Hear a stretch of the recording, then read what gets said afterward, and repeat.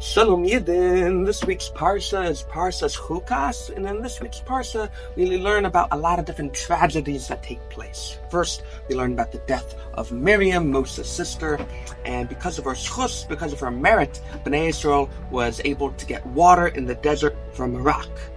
Now, later on, we hear about, after she passed away, how they needed water again because it dried up. She passed away. Her merit, her schus was gone. So Moshe talks to Hashem. Hashem says, speak to the rock. Instead of speaking to the rock, Moshe hits the rock. Later on, we hear how Aaron, Moshe's brother, passes away, and his son, Elazar, becomes the new Kohen Gadol. And then, of course, we learn about the terrible Aveira of Lashon Hara. The Jewish people, Bnei Israel, speak Lashon Hara about Hashem, about Moshe, about the man. And because of this, Hashem sends snakes and it kills millions of members of Bnei Israel because of this terrible Aveira. And only after Moshe davened and Hashem told him to make a copper snake and put it on top of a pole, the Yidden would have to look up and they would see that copper snake, and while they're looking up to Shemaim, they would remember Hashem, and they would do tshuva, and they would be saved. Now, there's a very interesting thing, and there are a lot of interesting things on this parsha, but one thing I want to touch on is the huge punishment Moshe got from hitting the rock instead of talking to the rock.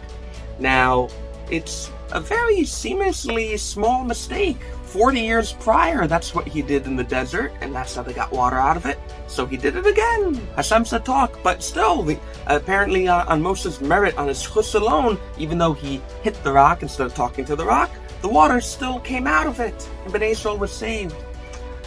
But the problem was, Moshe missed a big opportunity to do a Kiddush Hashem.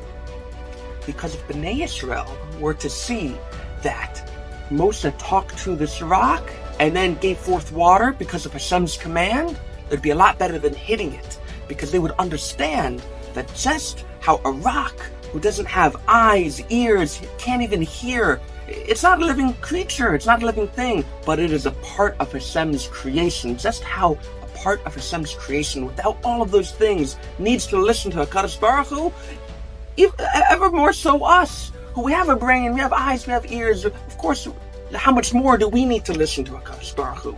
Because he missed out on that big opportunity, that is why he was punished, that he was not allowed to go into Eretz Yisrael, and he would to be put to rest. He would die in the Midbar, in the desert, and Hashem himself would bury him in different Parshah to come.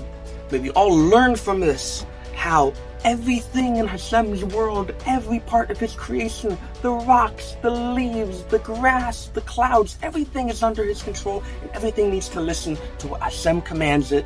How much more so do we have to? May we all have the merit and the schus to be able to listen to HaKadosh Baruch Hu in Yerushalayim when Mashiach comes. May all have a great Shabbat, and don't forget to stay inspired.